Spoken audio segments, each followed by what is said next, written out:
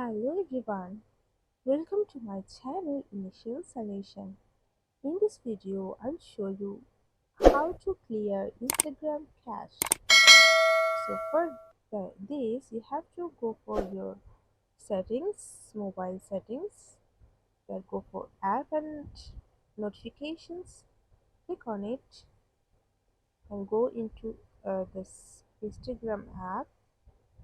Now go for storage and cache. Now you have to just clear our cache from here, so you can see. So now it's clear. So this is how you can clear Instagram cache. Hope this video helped you. If it did, then please like, comment and share. Subscribe to our channel and don't forget to hit the bell icon for more videos. Thank you.